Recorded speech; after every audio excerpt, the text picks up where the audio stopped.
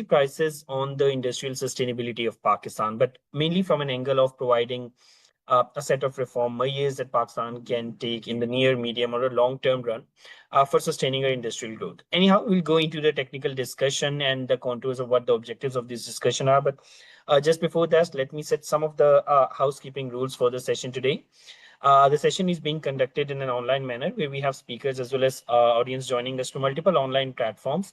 And the session is also being live streamed on Facebook, YouTube, X, and LinkedIn. The session is being recorded and the video will be posted online. You may revisit the discussion later and feel free to share it within your networks. We request the speakers to turn on the cameras while they're speaking if their networks allows them to do so. And as for the Q&A session, we do have a dedicated 10 to 15 minute slot towards the end of the session. But if you have any questions, please drop them in the chat or the Q&A box and we'll pick it up from there as well.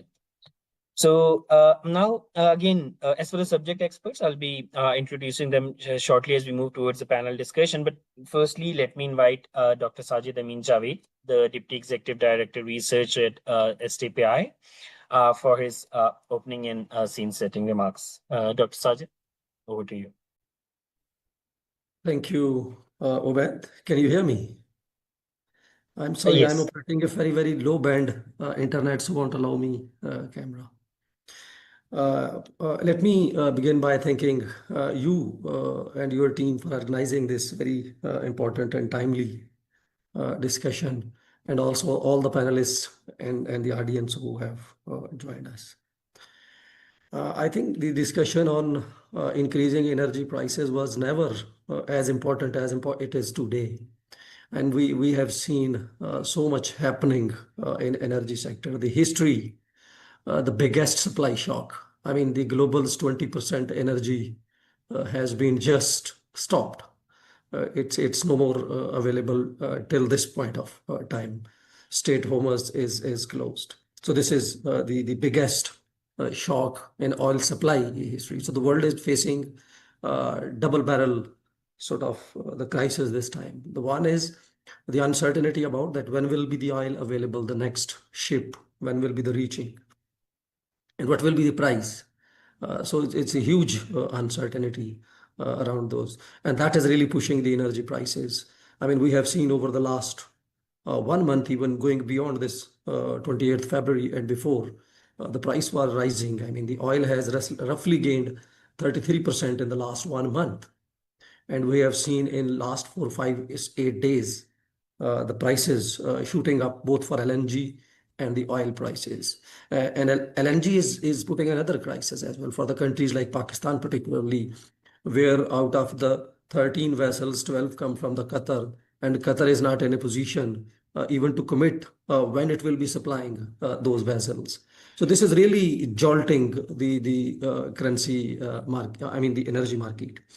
So just quickly, in terms of the implication of recent global oil shock coming from the US, Israel, Iran war, we have done some sort of estimations that what does it mean for Pakistan.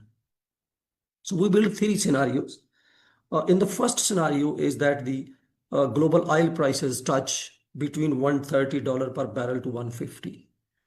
And we have seen recently reports that there is a 50% probability that if this war continues next one more week to 10 days, the prices may hit $130 to $150.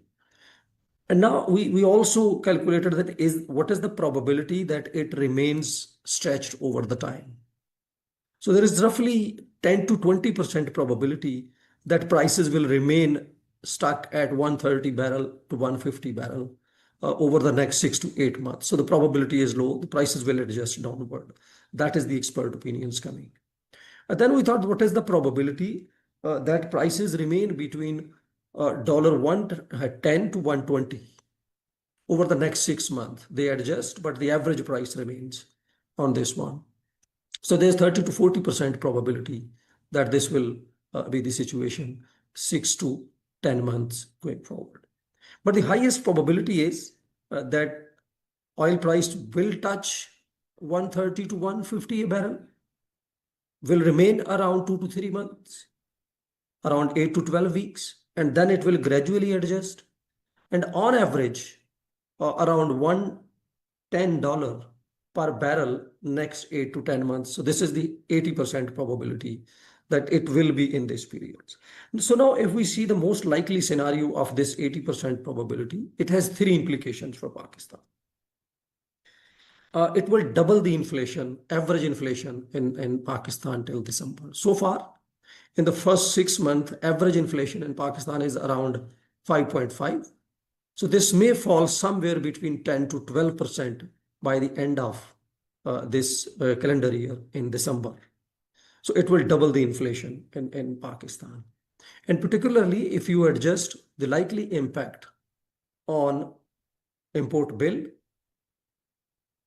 and likely slight, maybe potentially slight decrease in remittances, hurting your current account deficit.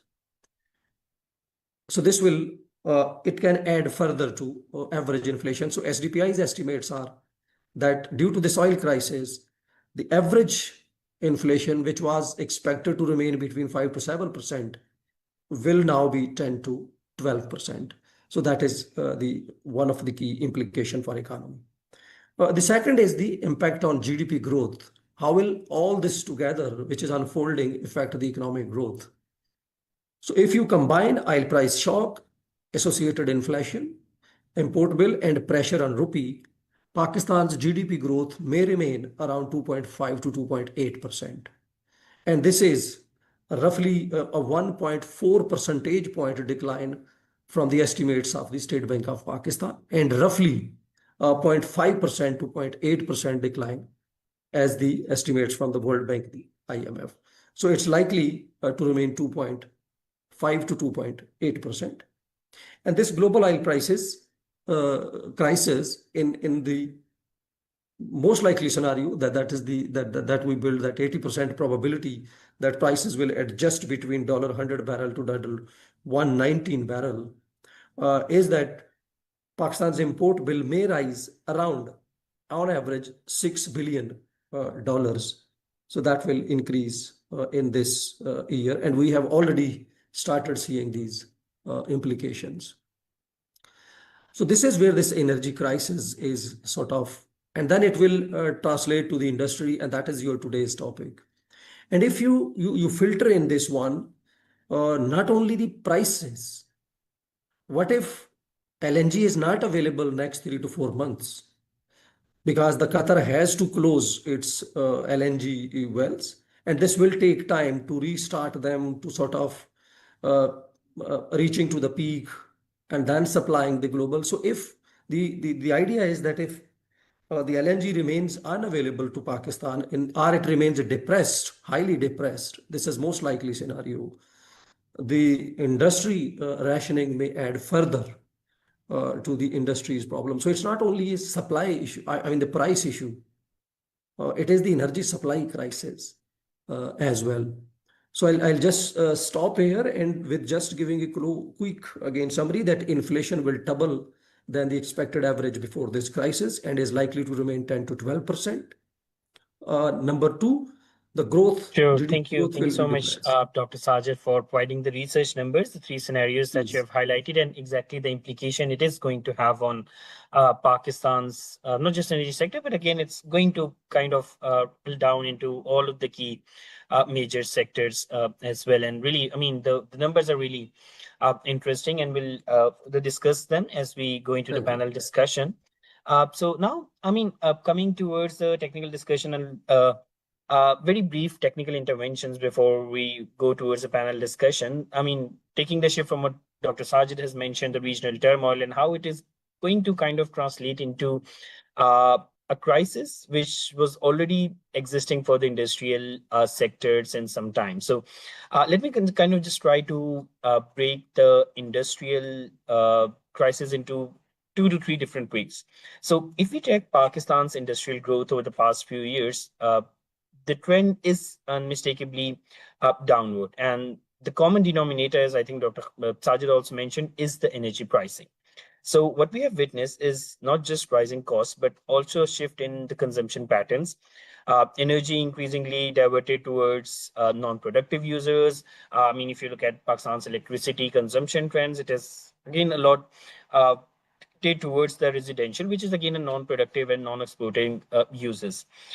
Then came the IMF reform measures. I mean, though they were structurally necessary, perhaps, but let's be precise about what they eventually did. That to some extent they disrupted the cost structure for the industries that had built their entire businesses models, particularly the ones that were around the self-generation. I believe Manzoor would later kind of come to discuss this as well. Now, the second wave that I mean, if you see just in the last 1 month in February, the government announced a very much anticipated industrial power tariff cut that was 4 rupees per unit. It was initially welcomed by the industries, but within the same billing cycle, a fuel charge adjustment FCA of almost roughly 1.75, 1.78 per unit, and also the quarterly adjustment that kind of neutralized significant or roughly half of it. Then, just before this regional crisis erupted that Dr. Sajid talked about, a specific levy of almost 1200 mm per MMBTU was imposed on gas supplies to off-grid captive power plants. And that was kind of coming from the off-grid captive power plants levy act that was in 2025. And that was again something the textile exporters kind of spoke very openly against. They kind of rejected it. It was publicly, formally, and again, the basic argument is the cost competitiveness in the international markets was being systematically kind of going away or being eroded. And now the third wave that we have the ongoing regional turmoil. Won't speak I think Dr. Sajid has already highlighted a lot of the numbers. Saleha might also very shortly come to see and unpack the geopolitical dimension, but I'll just flag what matters for this discussion today. The volatility. We saw the WTI crude open this week at roughly $75 per barrel. It spiked to almost 110 and kind of settled again today between USD almost 84 to $90 per barrel. So again, this is not just a price spike. It's kind of a signal of a very structural uncertainty that exists for the overall energy sector. So this is where I kind of bring the questions and perhaps go towards the panel for the discussion. Firstly, I mean, because just like you kind of mentioned to start, the idea of the discussion is to kind of come up with the necessary reform measures in the short, medium, and the long term. So perhaps one of the very key questions is what immediate reform measures do we think the country can take the fiscal year to sustain industry through this crisis? Then what is exactly a medium to long-term pathway for building industrial resilience so that any similar shocks does not bring us to the same point that we're standing today? And lastly, but perhaps the most important one, is does industrial transition away from the gas towards electrification and renewables now make sense, not just as an environmental argument, but also as an economic imperative? So that's going to be the discussion. And again, we're very pleased to have with us these subject experts. We're very pleased to have with us Mr. Syed Muhammad Usama Rizvi. He's a global market and product strategist at Primary Vision. We have Mr. Sheikh Muhammad Iqbal, former CEO of Pakistan Textile Council. We have Mr. Muhammad Abdul Rafi. He's associate at Alternate Law Collectives. Mr. Manzoor Ahmed, Research Associate at Policy Research Institute for Equitable Development.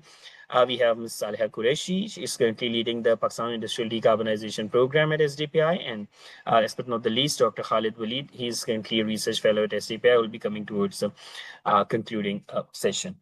So with this, before starting with the first panel, let me kind of hand it over to Saleha for her initially presentation. Ms. Saleha will kind of just highlight some of the numbers on how the industrial prices have shifted over the last few months and some of the very key policy reforms from her end. So Saleha, with this, I think it's over to you. Thank you. Thank you so much, Subad. And I think the most of the numbers have been showed by Dr. Sajid, and now I would be portraying mostly on how the energy prices shocks are affecting the industrial efficiency and also the economic growth of the Pakistan. So how we can map this 2026 energy crisis.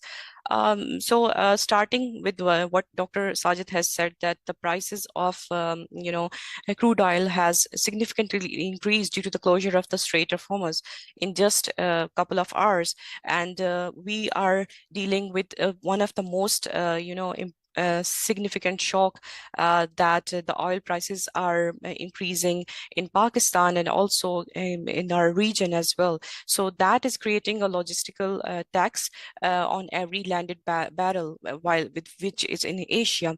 So we are currently dealing with multiple shocks and multiple prices signals that are affecting our energy economics and we supply chains, and we are carrying a higher market value than carbon intensity or even a base price. So the global energy prices or global energy scenario is no longer a commodity market. It is a security threat for the underdeveloping countries and also the developed ones.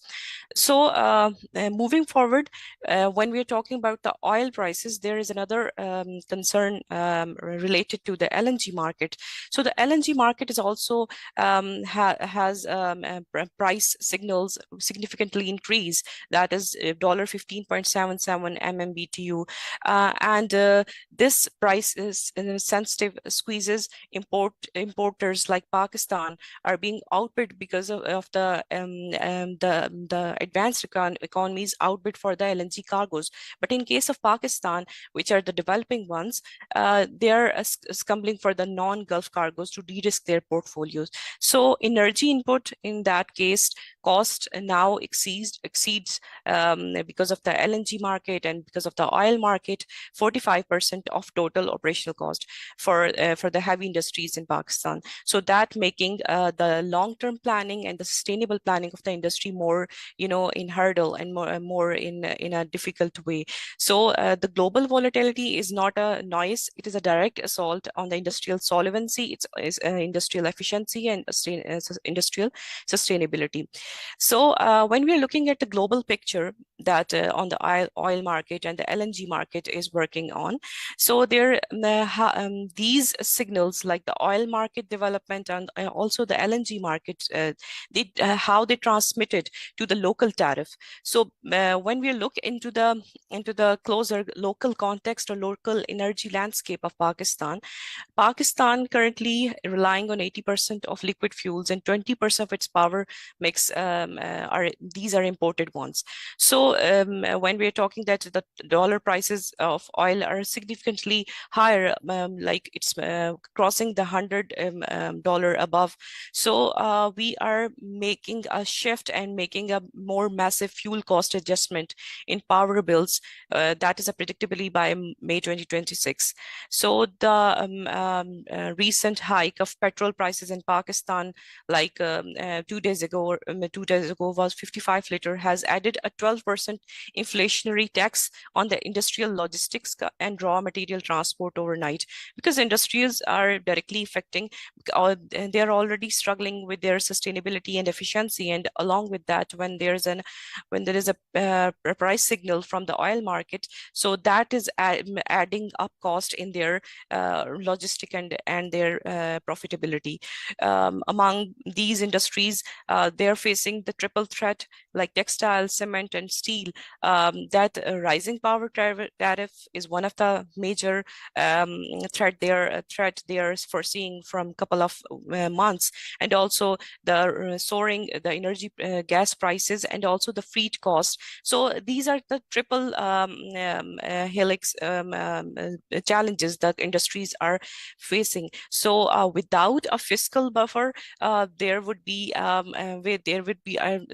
not a sustainable way for the industries to move forward in an economical or better way. Along with when we're talking about the triple shocks, there is another concerns on the gas prices, which I have already mentioned, that annually 9% have been increased in the gas prices, and the current supply demand gap is 1800 mmcft that is being filled and import into the increasing expensive RLNG prices. So the gas circular debt in that case is 3.28 trillion, and which is that prevents utilities from securing long-term low-cost LNG contracts during the market dips. So this transmission distribution losses remains at 17.5%, which is costing 265 billion per year. And this burden is shifting into industrial operations and through cross subsidies. So without our domestic resource growth, Pakistan industry could not make a feasible or economic case for the industrial profitability or industrial sustainability when we are looking in the context of Pakistan.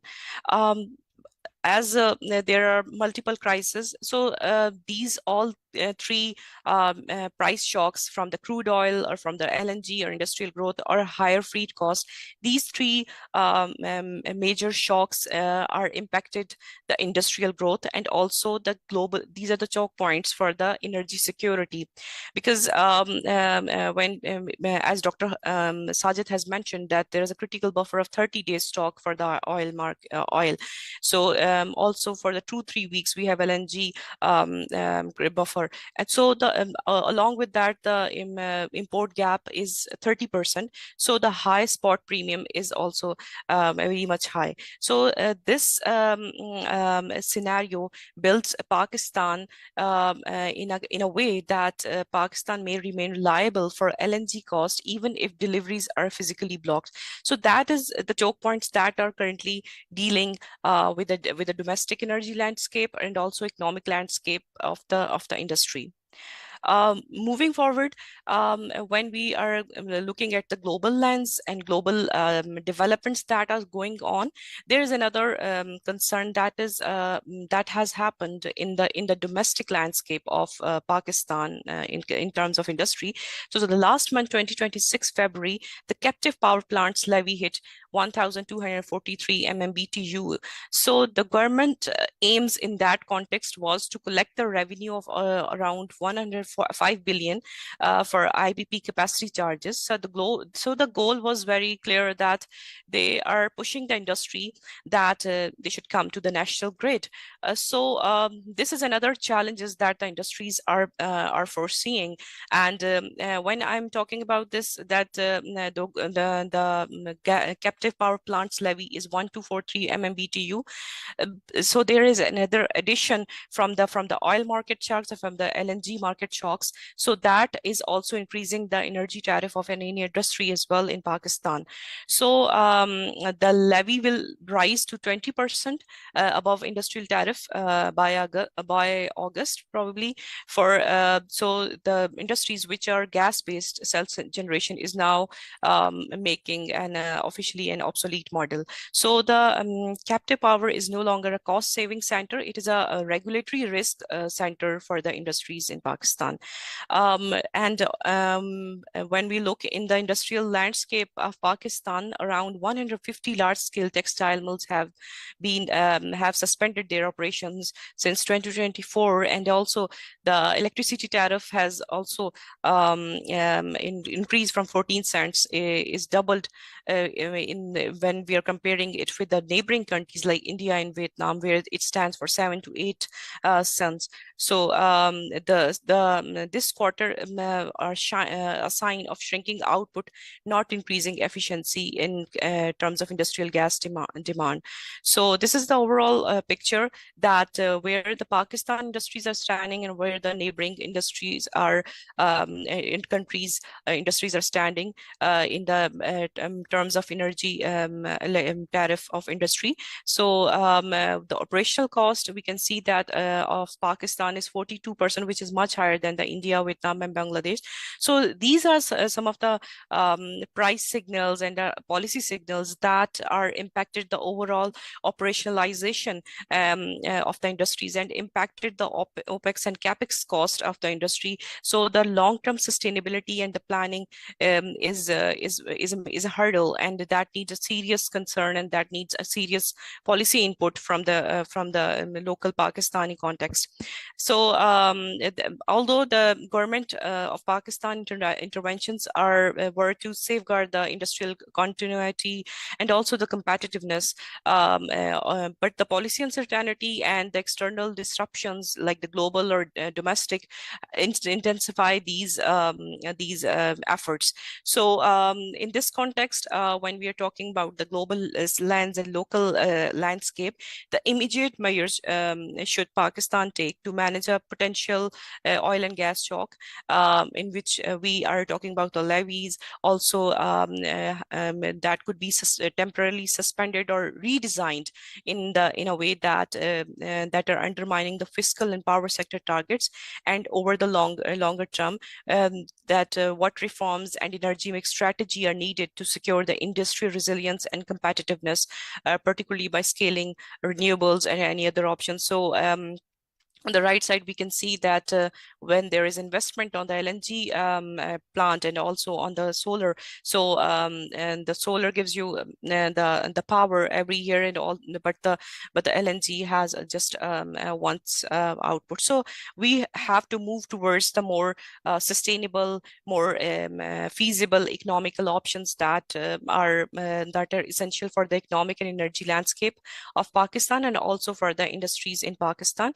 And thank you so much. And I look forward to the discussion with the experts, that how they can foresee that how we can tackle the challenges of industrial efficiency and how these industrial challenges can be addressed in a more sustainable, profitable way that could help the industries to make their operations in a better way, globally and locally as well. Thank you so much. Thank you. Thank you so much, Sariha. If you could, yeah, thank you so much. And again, thank you for highlighting all those numbers, providing all those stats.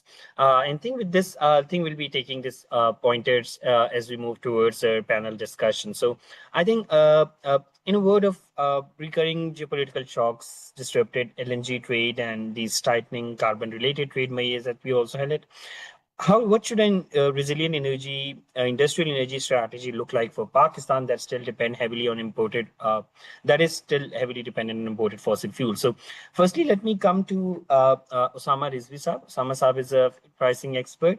So Osama Saab, I think we always do see a lot of some really interesting stats that you use, that you talk about. So in the backdrop of this regional turmoil, how do you see the ongoing shift in energy supply chain, looking at the prices, these trends, and how would this impact the fuel prices and availability in Pakistan, particularly for the industrial sector? So we'll take the discussion in 2 rounds. And for the first, if you'd like to shed your expertise on this one. Thank you. Thank you. Thank you so much. And please let me know if my internet breaks down so I can convert it. And I learned a lot during both of the presentations, and everything I wanted to say have already been said by Dr. Sajid and Salia. So I would just add my 2 cents in it. First of all, I think it is very important to see that there is a global energy shift underway right now. We talk a lot about the changing world order and these things. The most important aspect of it is seen in the world of energy. We have seen that the very energy flows around the world are shifting. However, Pakistan is not positioned to take advantage of that. What do I mean by that? For instance, we are seeing a lot of production coming out of non-OPEC producers as well, such as Guyana, Argentina, Brazil. Russia is producing a lot of oil still, despite the sanctions. A lot of it is going to China as well, Turkey and too. But there is a difference of different oil grades. For instance, the oil produced in this part of the world, for instance, Russia, is heavy, is sour, it has higher sulfur content. And we can, under such circumstances, we may be taking advantage of Russian oil, if not directly through Russia to avoid sanctions, but maybe through Turkey, with both of whom we enjoy very good diplomatic relations. However, the technical constraints here in the country prevents us from doing that. How? For instance, take the example of refineries, right? I'm not an expert on, I'm not an engineer, but there are 2 types, basically hydroskimming and hydrocracking refinery. And we mostly have the hydroskimming refineries, the old ones. So whatever when we process when we refine a barrel of oil, the majority of the amount that comes out is in the form of furnace oil, HFO, right? But on the other hand, what we need is high-speed diesel, and that amounts to like 10 to 15%, where 35 to 40% is furnace oil. What we need is the exact opposite of that, right? We need more HSD and less furnace oil. For that, we will need to convert towards hydrocracking refineries. That is just one part of it. That involves an investment of $1 or $2 billion, but that would also, according to reports by FPCCI and others, that would also help us save around $1 to $2 billion every year in terms of import substitution. I think we process only, our refineries process, right, like 55% of our domestic demand, right? So still we have to import 45% products from outside. That can save us billions of dollars in import bill. Plus, there is another important point, that this levy that Dr. Salia has also referred to. This levy has somehow discouraged, of course, because it has increased the use, the cost here. Even CPPs, the captive power plants, the cost is anywhere around $15 versus 7 or 8 in India and Bangladesh. So, and we are exporting a lot of it to bunkering hubs like Fujairah and others in UAE and Middle East. At the time of crisis and the way the world is going around at the moment, I think geopolitical concerns are going to become a salient feature of the world for the coming years. As such, pricing is one thing. The very availability of fuels should be ensured, right? So in that regard, I think the levy, which was imposed just to get around $1.5, $1.6 billion from IMF, which we can easily make up from increase in exports, I think that should be let go of, and doing so would also make the availability of fuel oil here in Pakistan can also be used in such crises. Many IPPs and power plants can use fuel oil as an alternative fuel base as well under these conditions. So like these 2 points are very important from a technical point of view, and I think what I'll close off with by saying just that I think once again geopolitical conflict and confrontation is going to become the feature of the world politics moving forward, and as such, it is very important and mandatory for countries like Pakistan to have alternate and emergency funds or alternate ways. For that, we will need to first take steps from within and setting up our refineries to hydrocracking and reducing carbon levy. Like these are just 2 points. There's so many other points, but these are, I think, some baby steps that we can take. Finally, we can also use our good friend China. It has built up an inventory of 1.5 billion barrels of oil. 1.5 billion barrels, not million. So we can definitely in the times of crisis. I think I've given this advice before as well. I don't know why we aren't doing that. The teapot refineries have a lot of oil. They have even processed oil, like the oil products. So we should be tapping into that instead of increasing petrol prices by the tune of 20% overnight. Sure, perfect. Thank you so much, Samasam. And again, really distinct points. You have mentioned the technical constraints, the positions of recent levies, and the recent geopolitical or bilateral engagements we can kind of tap into. We'll later again come back to you on towards in the second round towards what could be potentially these. How would you can kind of classify them as short, medium term, implications or recommendations that we can actually have. But coming from international to more of a local context, let me come to Sir Sheikh Mohammad Iqbal Saab. So I think you have worked with the textile. I mean, if we look at the overall industrial sector, textile is the most impacted space because it's it's the major export oriented sector. So from a more local context, which industrial sectors would this do you think that this regional crisis would impact the most, especially since industries were already, as we discussed, facing a very major economic crisis before this as well? And but more importantly, perhaps according to you, what could be or would be some of the very more important potential enablers of change for the industrial sector as of now, and how we can kind of enable those? So with this, sir, over to you. Thank you. Sorry. Can you hear me? Okay. Yes. Thank you for having me on this webinar. First of all, energy, as they say, economic activity is energy transformed. So energy prices, their availability impact everything.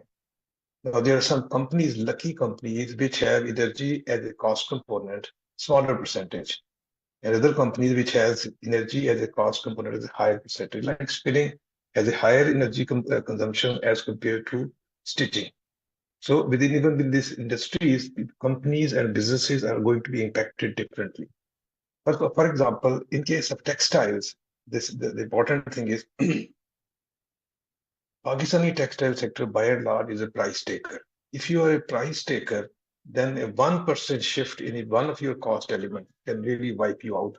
And please remember that we are operating in a tax environment in which there's 29% tax, then there's a super tax, then there's WWF, WPPF, and blah, blah. So there's not much left on the plate for the textile persons to take care of this, to absorb this cost. As far as electricity is concerned, pure electricity generation is concerned, I believe we, as I think Saleh also pointed out, we are in a way not deeply impacted because we don't use HSDC for power generation. We don't use petrol for power generation. We just need, we burn gas, LNG, imported LNG, and coal. Imported LNG, as Saleh says, about 21% of our energy mix. This is something that, again, if it is available, this is fine. But I think we need to look at this crisis in a totally different way. One is that in addition to these cost shocks, these supply shocks, which are going to translate into higher freight costs, that are going to translate into higher insurance costs.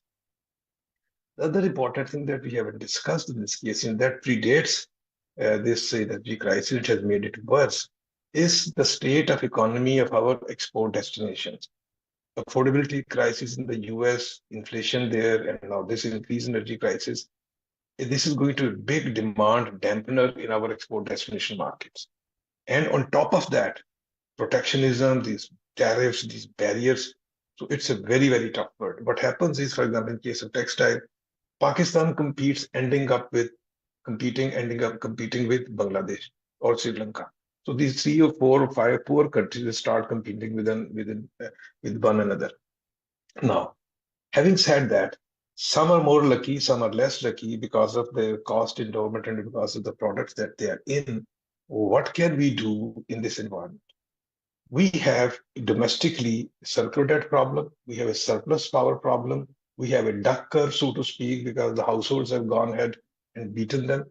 And then we have expensive energy, like expensive electricity.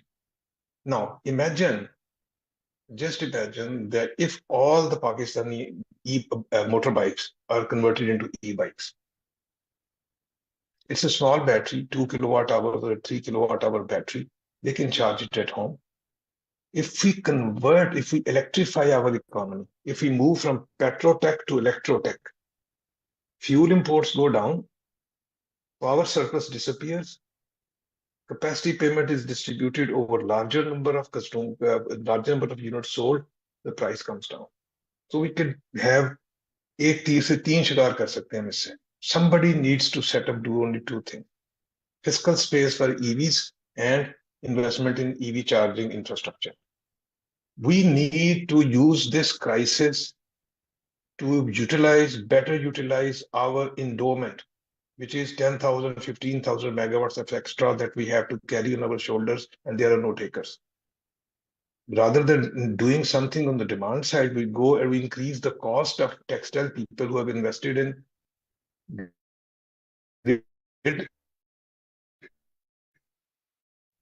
connection, invested in gas generation, invested in furnace, invested in coal, and then we suddenly say, okay, you can't use gas, come to the grid. We are going to increase the price of gas, we're going to increase the price of furnace oil. So I look at this crisis as perhaps the best opportunity for Pakistan to realign its industrial and energy economic policies. Go electric. Already households in Pakistan, they've taken the lead. So this is a unique phenomenon in maybe in the entire world today, that the household consumers have taken the lead from ground level up, responded to market factors, market realities, whereas Islamabad just could not understand what's going on. Now there's an opportunity. Fossil fuels have 2 major uses. First is energy in Pakistan's case, primarily in transport, and then as a feedstock to chemical industry through those petrochemicals.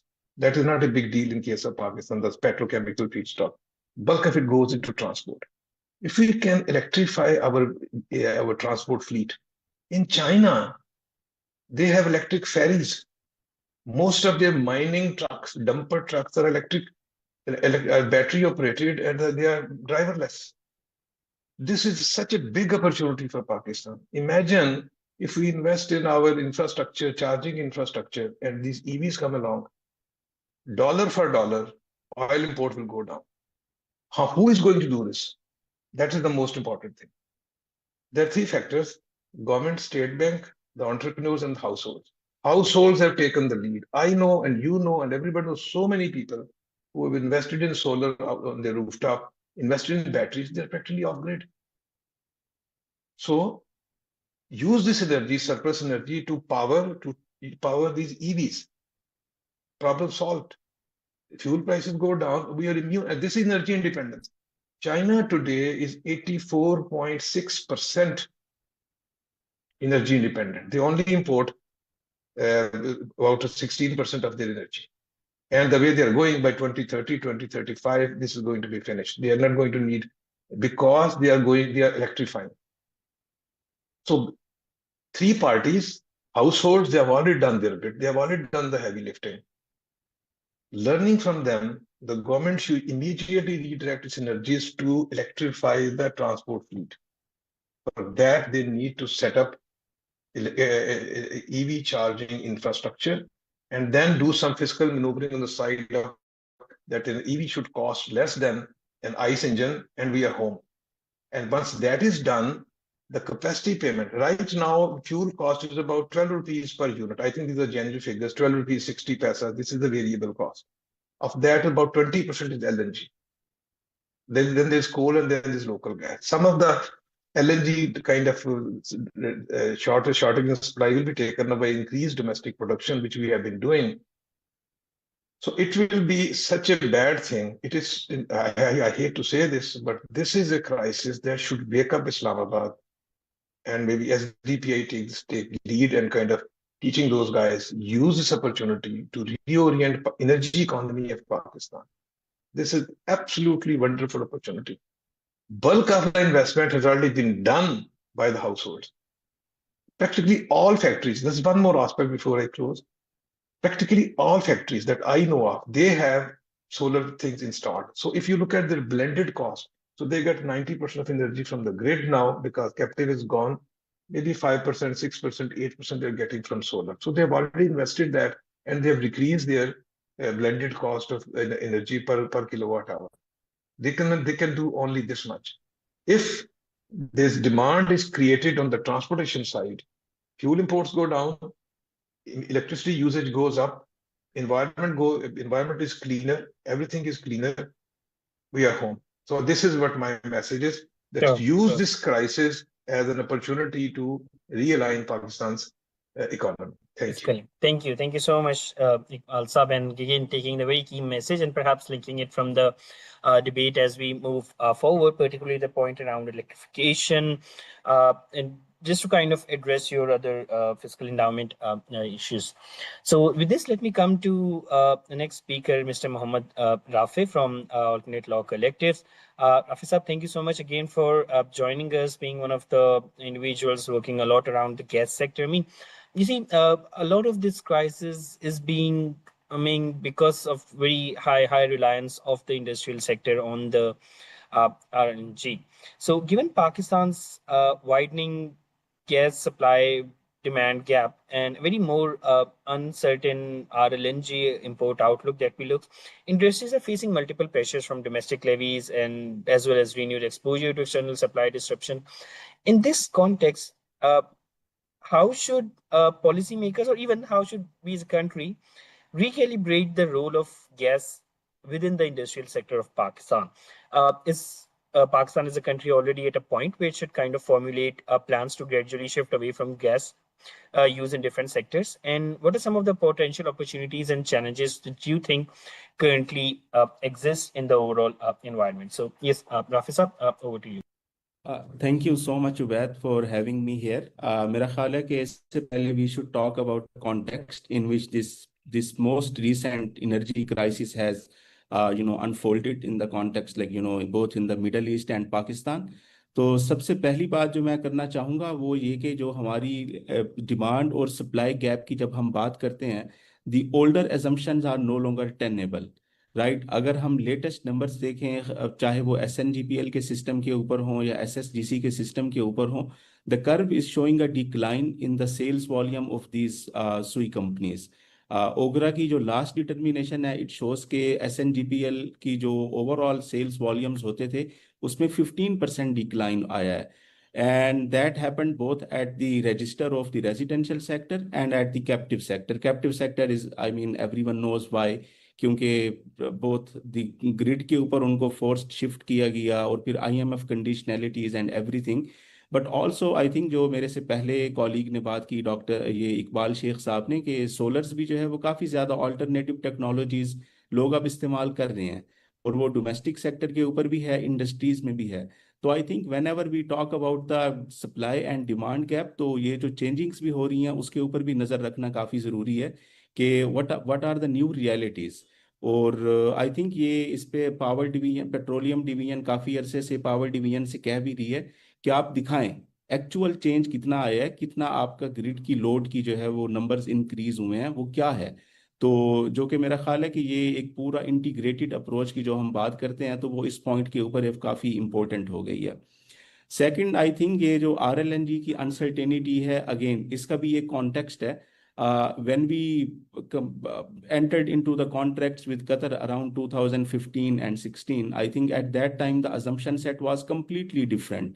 We thought कि हम जो है जो RLNG के power plants लगा रहे हैं वो हाईली एफिशिएंट हैं और वो मस्ट रन पावर प्लांट्स होंगे और उनको तकरीबन 60+ रेशो के ऊपर जो है वो लोड फैक्टर के ऊपर चलाया जाएगा. Again within the passage of 3-4 years we saw कि वो एक पूरी क्रम्बल हो गई है एक चीज़.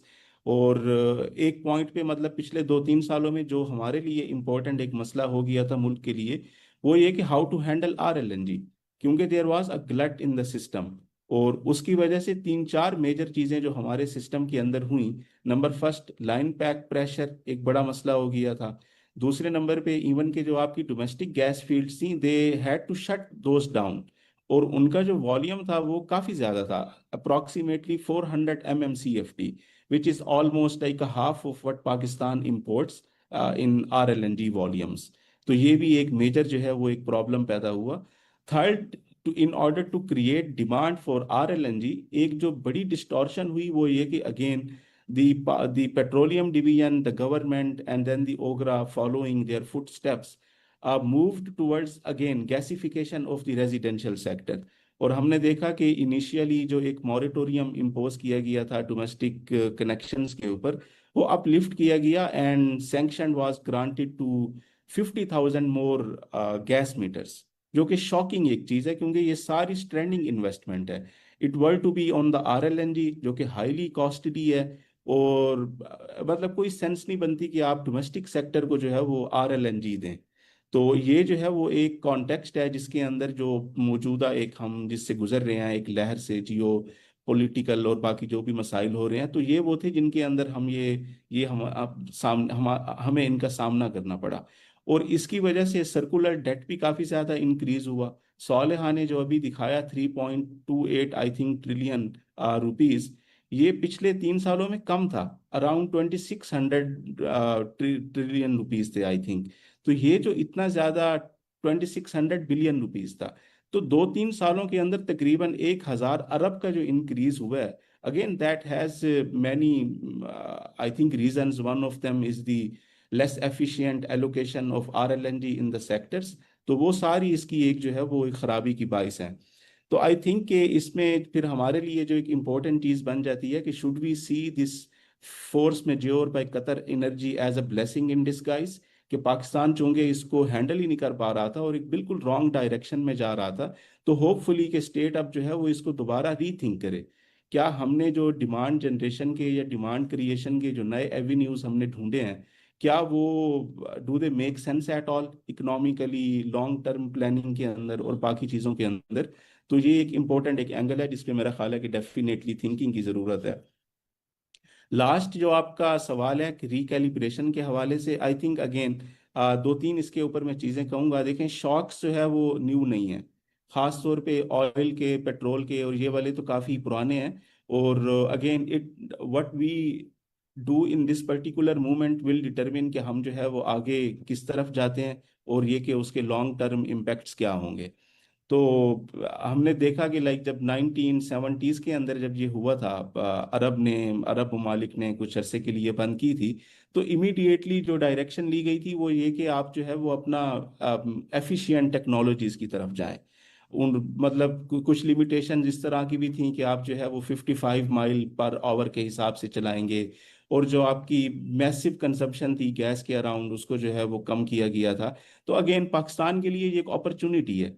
और मेरा ख्याल है इंडस्ट्रीज के कॉन्टेक्स्ट में जो एक मेजर चीज़ है वो ये है कि हम बाइनरिस्टिक थिंकिंग से थोड़ा सा अपने आप को अपलिफ्ट करें, कि या तो इनको ग्रिड पे चलाना है या इनको हमने गैस पे चलाना है। Both of them are not going to work, क्योंकि ये जो हमने किया था कि इनके ऊपर लेवी लगा के इनको फौरन आप ग्रिड पे लेके जाएं, ये एक नी जर्क रिएक्शन है, कोई लॉन्ग टर्म प्लानिंग नहीं थी। लॉन्ग टर्म प्लानिंग होती तो फिर क्वेश्चंस होते कि क्या हम इनका जो एक कार्बन इंटेंसिव जो ऑपरेशन है, क्या हम उसकी इंटेंसिटी को कम करना चाह रहे हैं, क्या हम इनके ऑपरेशन को क्लीन करना चाह रहे हैं। When we use the word electrification, the sense is के मतलब we want to decarbonise them और we want to reduce their emission footprint. But क्या वो वाकई होगा अगर हम अपना ग्रिड क्लीन नहीं करेंगे, अगर हम उसको फ्लेक्सिबल नहीं करेंगे, अगर हम सेंट्रलाइज्ड जो एक फॉसिल फ्यूल सेंट्रिक या हाइड्रोसेंट्रिक जो हमारी प्लानिंग है, अगर हम उसमें चेंज नहीं करते, तो वो तो फिर उसका कोई फायदा नहीं होगा। Whether we are on gas, whether we are on grid, ultimately the it will be energy intensive, it will be carbon intensive, तो वो कोई उससे फायदा नहीं होगा। तो आई थिंक कि इस पॉइंट के ऊपर हमें लॉन्ग टर्म थोड़ा सा सोचने की ज़रूरत है कि हम इंडस्ट्री खुद अपना जो है, जो उनका प्रोडक्शन का जो भी प्रोसेस है उसको थोड़ा सा क्लीन करें। आई थिंक ये काफ़ी अरसे से वर्ल्ड बैंक भी कह रहा है कि इंडस्ट्री जो है वो अपनी प्रोसेस को क्लीन इसलिए भी नहीं करती क्योंकि they think it's an external cost, like investing in the new boilers, investing in the new motors, investing in the new technologies, because they think it has a cost on their production. जबकि हकीकत यह है कि इसकी वजह से उनकी cost ultimately down होगी, एनर्जी का यूजेज भी कम होगा, एमिशन इंटेंसिटी भी रिड्यूस होगी। तो I think we need a framework जो कि इस पूरे एस्पेक्ट के ऊपर देखता है। एंड अल्टीमेटली आई थिंक कि इंडस्ट्रीज के क्वेश्चंस में हमें जो हमारे लोअर सेगमेंट्स हैं, ख़ास तौर पे जो कि हाउस होल्ड सेक्टर है या जो बाकी पुअर सेक्टर्स हैं, थोड़ा सा उन पे भी नज़र रखनी चाहिए ताकि distributional impact is not much on these sectors, poor segments. तो मेरा ख्याल है कि मैं इसको इस तरह से देखता हूँ। Jay, thank you so much, Rafi Saab, for again highlighting हमारी exactly why we kind of need to have the realistic numbers की जो आप लोगों ने बात की, and what the real assumptions or the किन older assumptions we actually have to discard as we move forward with the decision. Thank you so much. We'll bring this to a point, but just taking one of the very important points, I think both Iqbal Saab also kind of mentioned, you also kind of mentioned, was the point around the electrification. So with this, let me, particularly for the industrial sector, let me come to Manzoor from Policy Research Institute for Equitable Development, Pride. Manzoor, Pride just very recently in collaboration with Agora did this study on the electrification electrification of the industrial sector. So, I mean, it kind of highlighted the potential for this electrification in multiple sectors, while also noting that the progress will entirely depend on some supportive tariffs, RE integration, as well as some of the grid updates. So looking forward to that study and looking towards the medium to long term, what kind of strategic sequencing and policy priorities do you think should Pakistan adopt over the next cycle to scale industrial electrification that is being coming constantly from this debate and ensure it becomes a very reliable, competitive foundation for Pakistan's industrial growth? So with this, Manzoor, handing it over to you. Am I audible? Thank you, Beth. Very insightful discussion and the overall presentation. So there are a couple of aspects to this question. For increased, so first is the supply side. So for increased electrification, you have to first rationalize electricity tariff and provide enabling environment for the RE integration, whether it is through a functioning electricity market or industries taking this initiative on their own. Number second would be to carry out a detailed load flow analysis of your existing industrial zones to highlight the reinforcement points where you need to reinforce the existing grid infrastructure or expand the grid infrastructure to accommodate the higher electrification load. Number third would be demand forecasting and electrification targets. So currently, we don't have any electrification targets in the country. So you need to reassess your generation planning because electrification would add more demand.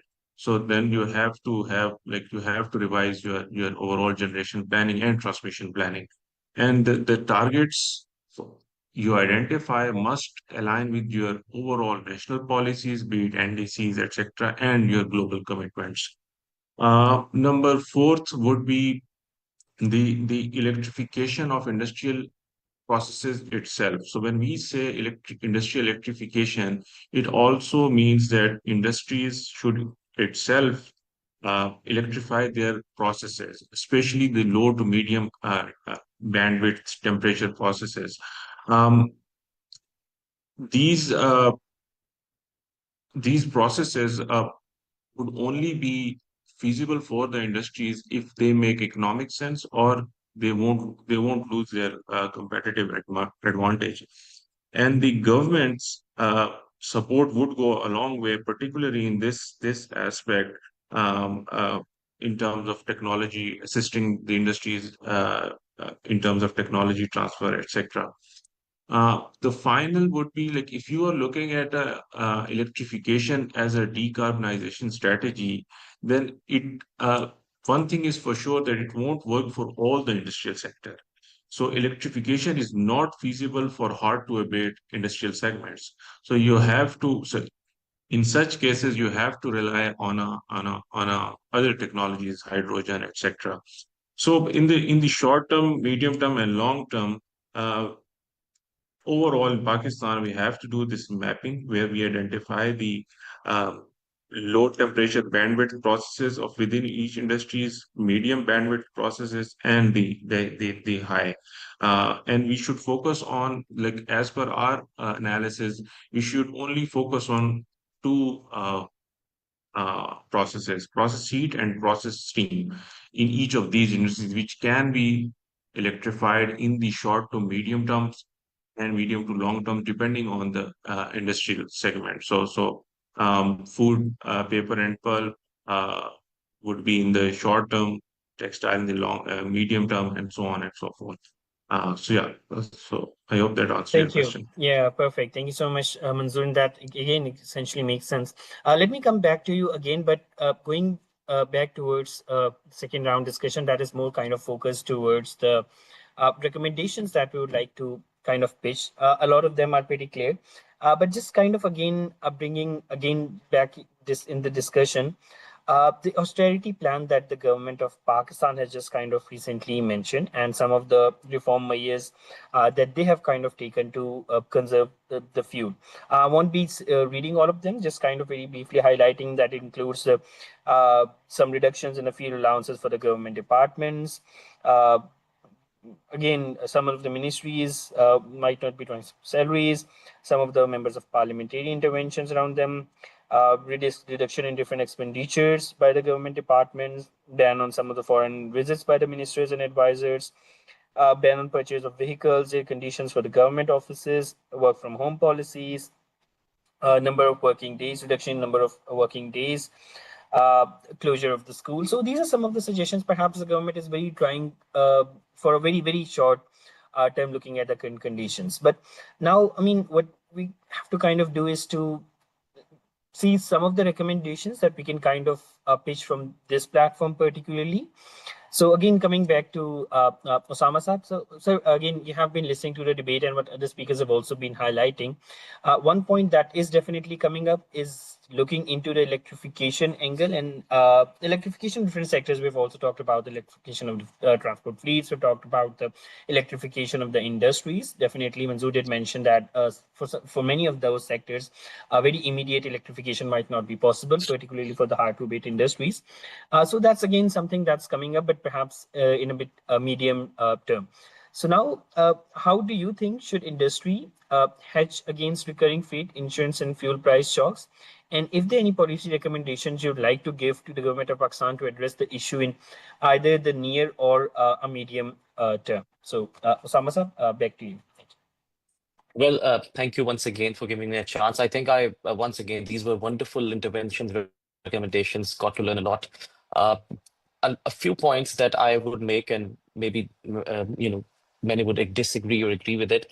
First off, I think once again, we need to focus on the fact that around 300 CFD or something like that, these are conservative estimates, but that capacity is sitting idle, and there have been forced curtailments as well. So I think the first point would be to please revitalize that, so that under such circumstances, we can make use of that. Indigenous oil and gas production. I know I'm in the very minority here, but this was my thesis as well. And this is the debate for some other day as well. I still think indigenous oil and gas production is very, very important, at least crucial for countries like Pakistan, Global South. Electrification of the economy is one thing, but out of the total, I continue to say this, out of the total primary energy consumption, electrification accounts for 19 to 20% only. Right, 80% of it still used using various energy resources. So this also spills into decarbonization dilemma, etc. But this is my point. Second is we need some sort of back channels under these circumstances to get crude and condensates from countries that have large inventories of that. I'm repeating a point here. China is the case in point. Turkey is the case in point.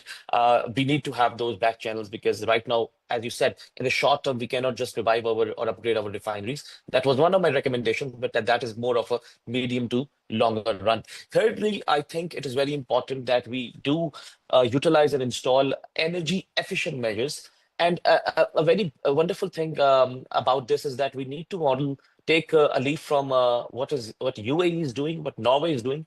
They are inherently embracing the idea of energy basket. So they're in parallel doing both the things. China is the largest consumer of oil as well, but also the largest investor in renewable energy too, right? So this energy basket idea, where you don't demonize one source of energy and don't pit one source of energy against each other, but you use all of them. It's sort of a dial where you slowly and gradually move towards that. One thing with renewables is also we need to look at the issue of scalability there, and maybe for some industries, as one of the panelists said very correctly, it is good, but for some it isn't. So yeah, once again, to just repeat, it is the 300 FCD or something like that, forced curtailments to go and we restart them. Refinery upgradations, having backflow channels with China and Turkey to get important products, crude and condensates, in times of emergency. Our own federal war book says that we need to have a good amount of days for our strategic petroleum reserve. It is only, I think, 35 days. India is 87 or 90 days. We need more of that. And adopting the approach of energy basket, so that we work on both the sides. I somehow, and it might be my mistake, continue to think that fossil fuels that still contributes to 84% of the global energy mix may be important and maybe even helpful for us to finally, inshallah, transition towards a totally green economy. That is it. Thank you so much. Perfect. Thank you so much, Sama Sab. Again, extremely important recommendations. With this coming to again to Sheikh Muhammad Iqbal Sab, sir, your initial interventions, you already mentioned a lot of really good recommendations, but just wanted to check if you have any other recommendations you would like to kind of recommend for the domestic industrial sustainability. So please go ahead. What the idea here is to kind of also perhaps come with the shadow prosperity plan, which we can kind of forward eventually to the government. So, sir, if you have any other further recommendations to give from this platform. Just one thought, having kind of spent time with the industry for a few decades now, they have done. If you have to look at the mind of an entrepreneur, he wants to make money. he has been forced to invest in at least four different energy generation platforms. He has tried everything. Now he is into solar, and players in Karachi are even setting up their wind power plants and then wheeling them to their production facility. So as far as the entrepreneur is concerned, they have done everything. And mind you, this is a dead investment. This investment does not increase sales. It just increases their balance sheet size, just increases the servicing cost. We have to look at it holistically, and it can only be done at the government level. What they need to do is they need to sell more power. They need to sell more power so that more is not sold. The capacity payment, the fixed capacity charge will be distributed over a larger number of kilowatt hour. The immediate candidate is transport. That's the biggest user of fossil fuels. I'm not saying that the industrial power plant should go green entirely. They cannot, as rightly pointed out earlier, they cannot. So the point is, as an economy, if we have this solution whereby the transport fleet is to a very large extent converted onto the electricity platform, it decreases my import bill, reduces the pressure on dollar, reduces my electricity cost on the other side. Everybody is a winner. So that is the way it has to be approached. As far as entrepreneurs are concerned, I tell you, they have invested so much. I looked at one company's balance sheet. They have 25% of their assets are energy-related assets on their entire balance sheet, 25%. So they have crushed, they have been groaning under these things. Now we have this opportunity. We have electricity surplus. We don't have dollars to pay for, and oil is not available. LNG is not simply not available. The EU guys and the other guys are outbidding us. So what do? We have a surplus on one side. We have curtailed local resources. Just Osama sir point 300 to 400 million MMFC. Now they're going to take it out of the ground and bring some relief to our economy. But these are all temporary measures. If you cut somebody's petrol by 50%, this is not the real solution to the problem. It is just tiding over today and tomorrow and for the next week. We have this opportunity now. If the government sits down and says, this is what we're going to do, all they need to do is set up the infrastructure of EV charging stations and maybe provide some fiscal incentive for EVs. That's it. It will take care of all our energy problems. Thank you. Thank you so much, sir. Again, a very well noted point. Coming to Rafiz Saab, again, the same question. So if you have any suggestions or key recommendations, over to you. I think मेरा ख्याल है कि हम काफ़ी अर्सा as मतलब हमारे जो regulators हैं उन्होंने डिमांड साइड मैनेजमेंट को काफ़ी ज़्यादा डिफर किया है, डिले किया है. तो I think it's time to bring that into the equation, very important. और आई थिंक इसके जो है वो काफ़ी पॉजिटिव इम्पैक्ट्स होंगे इस करंट सिनेरियो के अंदर भी. सेकेंडली ये डॉक्टर उसामा ने मेरा ख्याल है बात की E&P की तरफ कि हम दोबारा जो है वो एक्सप्लोरेशन और प्रोडक्शन की तरफ जाएं. बट आई थिंक कि अगेन ये क्वेश्चन है कि थोड़ा सा इसको ओपनली डिस्कस किया जाना चाहिए कि वाई वी नीड दैट, और ये कि कौन सी ये नीड को फुल कर रहा है किस पीरियड के अंदर. क्योंकि अगर हम अभी इसके अंदर जाएंगे तो मेरा ख्याल है कम से कम 10 साल तो लगेंगे. आज की अगर हम कोई नई एक्सप्लोरेशन का कोई वेंचर करते हैं, कुछ करते हैं, तो आई थिंक ये जो इसको लिंक करना कि चेंजिंग रियलिटीज़ और फिर हमारी नीड क्या है, कौन से सेक्टर को है, हाई वैल्यू यूजेस क्या होंगे, थोड़ा सा उसके अंदर जो है वो अलाइनमेंट काफ़ी ज़्यादा ज़रूरी है. उसके बगैर इसमें घुसना again that can be a liability as well.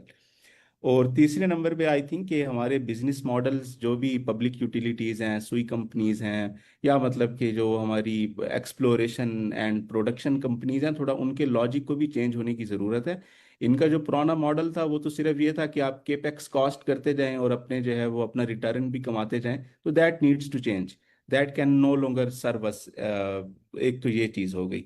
चौथी मेरा ख्याल है कि जो सबसे इम्पोर्टेंट चीज़ है वो ये है कि हमने पिछले जब से Pakistan extended fund facility programme में आया है, ख़ास तौर पे अगर हम ये ऑन गोइंग की बात करें, तो there is a major misalignment between the reform measures that our national electricity plans, national electricity policies recommend, and what the EFF recommends.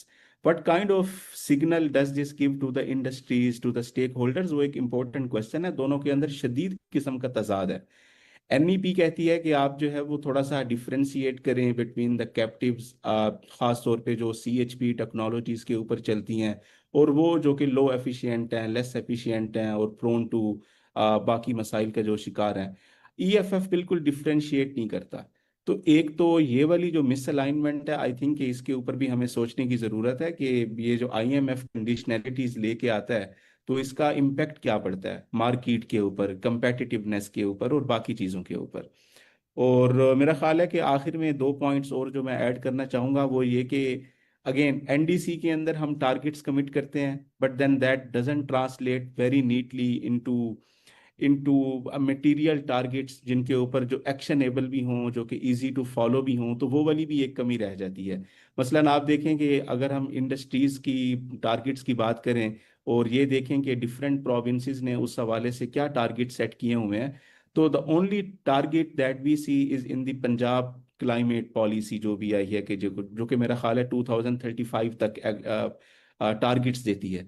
उसमें है कि by 2035 we need at least 500 industrial units के वो अपना प्रोडक्शन का जो भी प्रोसेस है थोड़ा उसको क्लीन करें।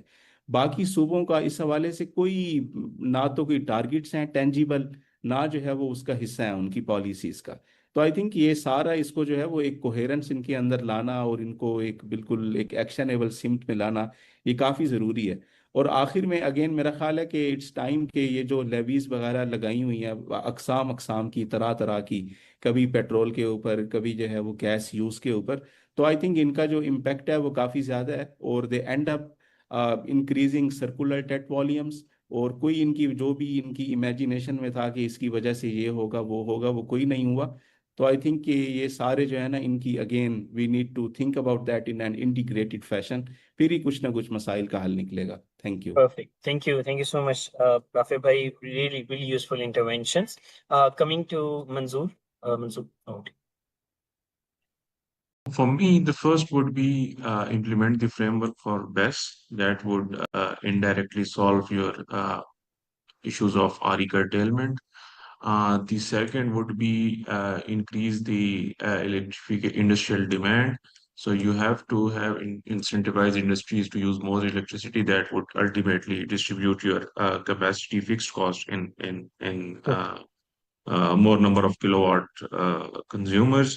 And the third would be, I'll echo what Walshir has said, like in the short term, EV and the transport sector presents a huge opportunity to streamline our power sector in terms of capacity payments, debt, etc. So yeah, you have to Thank create you. a as you mentioned.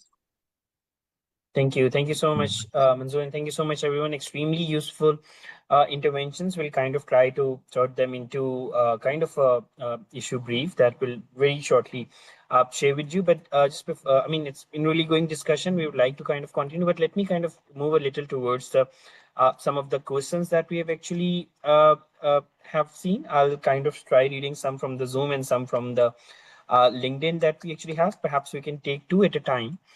So I think firstly, I'll take two questions. One is the question which is that the current disruptions in the Strait of Hormuz have exposed the extreme vulnerability of our LNG supply chains, with cargo arrivals already seeing significant drops. Does this geopolitical crisis finally signal the end of the RLNG trap for industrial sector? And what immediate policy levers can we pull to accelerate VRE integration to replace it? So I think perhaps we can request Osama Saab if you'd like to perhaps respond to the first part of it, and then Rafi Saab for on the second part of it. And then we'll kind of move towards another question, which is perhaps more industry related. So if Sheikh Iqbal Saab, if you could respond to it, which is how could a dynamic gas pricing mechanism help industries in Pakistan manage electricity demand and low energy expenses? So firstly, Osama Saab, over to you. Thank you, Ray. I think just Strait of Hormuz as a choke point by its very definition is a choke point from which a major chunk of LNG passes through the world. It will be like that for the coming years. I don't think it is going to, in any way, shape, or form, reduce the importance of LNG as a fuel. On the contrary, when we talk about energy transitions or decarbonization or energy efficiencies, I believe, and this data suggests this as well, that gas, LNG, RLNG, these are going to play a major role. We see that the oil intensity in major economies and per GDP is reducing across the world. So I think it's going to be there. What is important is to have is to have alternative routes, is to have alternative systems. There are alternative routes right now as well, but that would add anywhere between $8 to $12 in freight costs, right? So that is one thing. What can help Pakistan in the future is that the good news, a lot of more gas capacity, LNG capacity is coming online by 2030, maybe 2040. There are going to be a amount of LNG in the global economy. So maybe Pakistan can use that as alternative and even or cut off. We may have other options to fill that gap. Perfect. Thank you. I think Rafi Saab, you wanted to perhaps touch on the second part. I think कि मैं पहले part के ऊपर भी करना चाहूँगा। एक तो Sure. ये कि ये जो अभी बॉटल नेक के क्रिएट हुई है स्टेट ऑफ हार्मस के around, that doesn't mean the end of LNG definitely. Even के अलबत्ता इसमें दो चीज़ें हैं जो कि इम्पोर्टेंट है। एक तो ये कि इवन कि अगर ये काइनेटिक वॉरफेयर ख़त्म भी हो जाती है और ये एक बॉटल नेक ख़त्म हो जाती है, तो सॉरी, अगर ये काइनेटिक वॉरफेयर ख़त्म भी हो जाती है तो फिर भी इट डजंट मीन कि immediately flows will be back, क्योंकि there are several other problems related to the insurance war premium, तो वो भी इसको काफ़ी अरसा लटकाए रखेंगी। नंबर एक। नंबर दो, आई थिंक के जो दूसरा पॉइंट है उससे मैं sorry I would like to differ from doctor Usama, वो ये कि मेरा नहीं ख्याल कि शायद हमारा एलएनजी का इतना ज़्यादा कोई रोल रहेगा। ये मैनेजेबल हो सकता है, और ख़ास तौर पे अगर हम पिछले 2-3 साल की हिस्ट्री देखें तो वो यही था। पेट्रोलियम डिवीजन की पाकिस्तान की कोशिश ये थी कि या तो आप मैक्सिमम कार्गोज को जो है वो डिफर करें, या आप कैंसिल करवाएं, या आप उनको जो है वो रीराउट करें टुवर्ड्स द स्पॉट मार्केट। तो अगर हम उस ट्रेंड को देखें तो वो तो लगता है कि शायद पाकिस्तान के लिए ये क्राइसिस ही था कि हम इसका सप्लाई का करें क्या। तो मेरा ख्याल है कि पाकिस्तान के लिए जो एक इम्पोर्टेंट चीज़ होगी वो यही कि अब वो थोड़ा लॉन्ग टर्म सोचे कि हम इससे कैसे, how should we come out of this problem. तो एक तो ये मेरा ख्याल है कि एक इम्पोर्टेंट चीज़ है और जो कि कार्ड्स के ऊपर होनी चाहिए। बाकी जो शॉर्ट टर्म के अंदर जो भी हैं आई थिंक वो मैनेजेबल हो सकते हैं, हमारा ग्रिड भी काफ़ी डाइवर्स है। मगर जो सेकंड पार्ट है आई थिंक वो काफ़ी इंपॉर्टेंट है, और वो ही डिटरमिन करेगा कि कितनी एलएनजी की ज़रूरत है कि नहीं है। और वो again that is a question of cost, investments और बाकी चीज़ें। तो वो पाकिस्तान अकेला आई डोंट थिंक कि वो फौरन इमीडिएटली ग्रिड की मॉडर्नाइजेशन की जो भी कॉस्ट है वो कैसे पूरी करेगा। बट आई थिंक पाकिस्तान जो सेंट्रलाइज्ड ग्रिड में जो कॉस्ट वगैरह लगाता है या जो इन्वेस्टमेंट करता है एनडीसी के सिस्टम में और बाकी चीज़ों में, वो अब ख़त्म होनी चाहिए। वो जो एक लॉन्ग जो सफ़र के जो भी इन्होंने किए हुए हैं, लंबी लंबी ट्रांसमिशन लाइनें और बाकी चीज़ें, तो उसको अब ख़त्म करके रिजिलियंस, फ्लेक्सिबिलिटी और इस तरफ जो है वो अपनी डायरेक्शन करनी चाहिए, ताकि हम इससे फ़ायदा उठाएं जो कि एक चेंज आ चुका है। Thank you. Sure. Thank you so much, Rafi Saab. Coming to Sheikh Iqbal Saab, sir, again, the same question was kind of very briefly repeated, was on the dynamic gas pricing mechanism. So, if in case we kind of, is this something that can be offered to industries to manage their demand and lower energy expenses? So that's again more of a demand side question. So over to you if you want to reflect on this. Just a very small thing. They have already started this private transaction between two different parties through those wheeling charges. They reduce the wheeling charges also. So there are baby steps towards the introduction of market mechanism for bilateral PPAs. So there's a seller and there's a maker, and they can do this deal, and they are differently located at different positions. Adjusting for wheeling charges, they can do the trade. But my point simply is, it will happen. It will maybe grow in volume and stature also. But fundamental thing is, energy, electricity is expensive in Pakistan. It should not have been this expensive. That's the point. How do we reduce the price of electricity? And there's a very simple way, because not many people look at it the right way. The circular debt is essentially, in its essence, a capital markets problem. If you are $100 million project, you're paying $75 million of its debt in 10 years, it is going to be expensive, where the project is available for 30 years. So if we reduce the current cost of electricity, WAPDA in one day, LESCOs and IESCOs and FESCO, in one moment they become competitive. There is no need to put these grid levies and furnace oil levies. There's simply no need to do that. Why would somebody invest a separate power plant on its location and then refuse the grid, which is competitively priced?